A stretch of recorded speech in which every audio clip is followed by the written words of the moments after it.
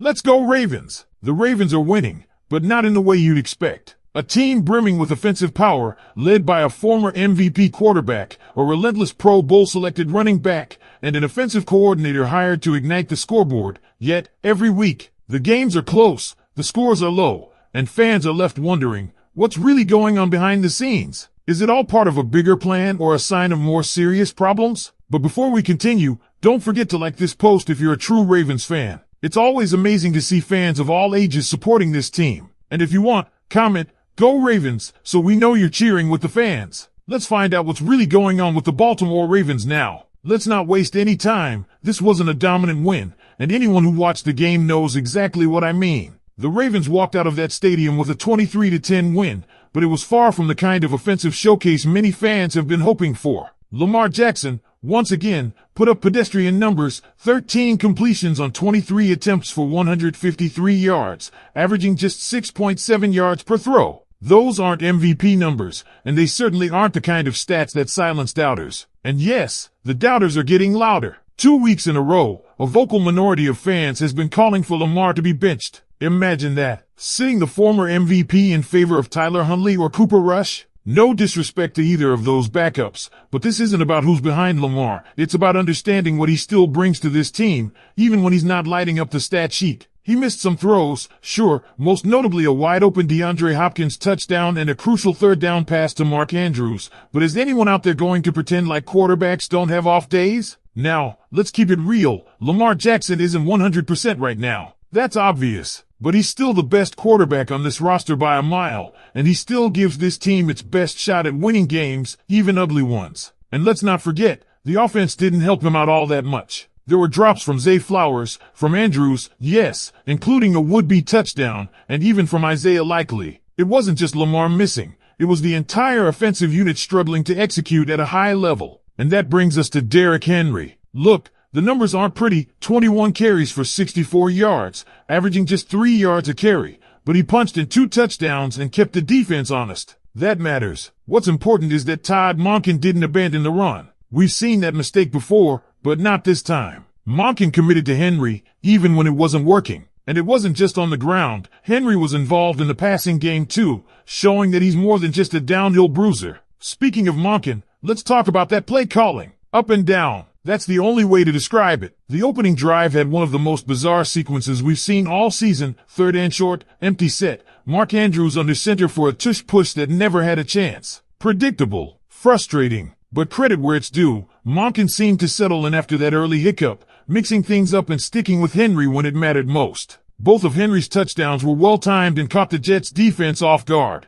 Zay Flowers continues to be a bright spot in an otherwise inconsistent offense. 5 catches for 58 yards isn't going to grab national headlines, but he's dynamic, electric, and always a threat to make something out of nothing. Yes, the cutting back can be frustrating. It's a double-edged sword. But when it works, it's magic. And he told us this week, he's going to keep cutting back, and that's what makes him Zay. Then there's TZ Walker, Big Play TZ.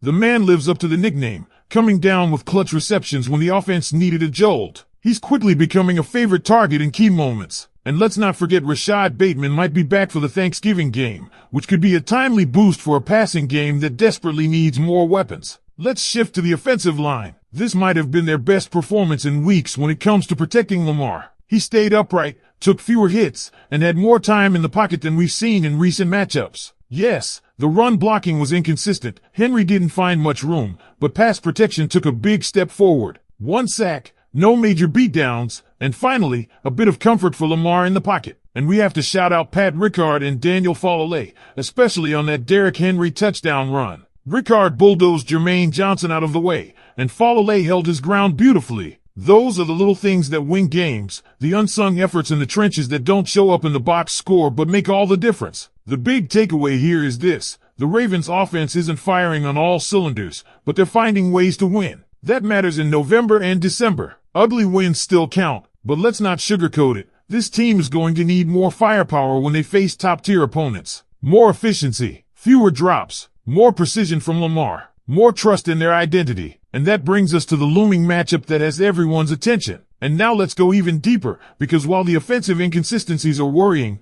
what's really stirring debate across the Ravens flock is this idea that we've somehow adjusted our expectations too far downward. Have the Ravens gotten too comfortable winning ugly? Is this identity, grind it out, defense-first football, something fans should embrace? Or is it a red flag? Because let's not pretend this was a one-time dip in production. It's been weeks of the same thing. We've seen flashes of what this offense can do, explosive drives, creative play calling, Lamar looking electric, but those moments have become the exception, not the rule. And for a team with legitimate Super Bowl aspirations, that's not good enough. Zay Flowers said it himself, he's going to keep cutting back, doing things his way, and he's owning that role as the team's #1 receiver. But he's also a rookie. The pressure on him to carry this passing game, while guys like Bateman work their way back into the mix and DeAndre Hopkins tries to find chemistry with Lamar, is massive. And while Zay's doing everything you could ask for, you can see how much this team needs the true #2 or #3 option to step up and give this offense more balance. And then there's Todd Monken. This game told us a lot about him. Yes, the play calling is inconsistent. That's not news. But what's really interesting is how he's evolving week to week. The bizarre tush push with Andrews? That was Monken overthinking it. But he corrected course mid-game.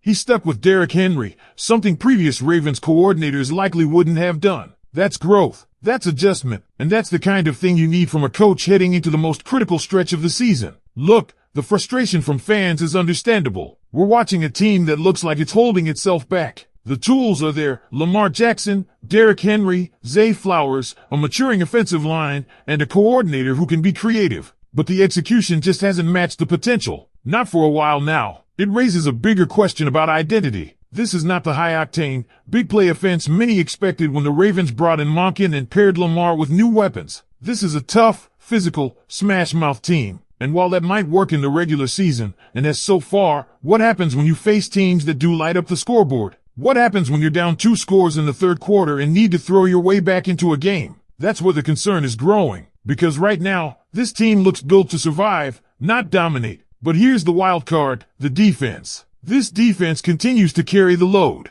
Week after week, they're bending but not breaking, keeping the team in games, and coming up with clutch plays, like Marlon Humphrey's incredible forced fumble at the goal line or TJ Tampa's late-game interception. Those are the plays that win you games when the offense stalls out. And as much as we're dissecting Monken and the offense, we can't overlook what Zach Orr's unit is doing. They're keeping this team afloat. If the Ravens can keep that defensive intensity and finally get the offense to click, that's a dangerous team. A Super Bowl team. But right now, it feels like we're stuck waiting. Waiting for Lamar to catch fire. Waiting for the offensive line to dominate. Waiting for Monken to put it all together. And the question becomes, can they figure it out in time? Because here's what's coming: Joe Burrow, twice; Aaron Rodgers, Drake May, the Steelers. These aren't games you can win with 153 passing yards and a couple of short yardage touchdown plunges. These are games that demand execution, precision, and firepower. So Ravens fans, what do you think? Is this offense going to rise to the occasion when it matters most? Or are we looking at a team whose ceiling is being defined not by talent, but by inconsistency? Let me know in the comments. Are you worried? Are you confident? Or are you just tired of the ugly win narrative? Drop your thoughts below, and if you haven't already, make sure you're subscribed. Hit that like button and check out the videos on your screen for more deep dives into this Ravens season.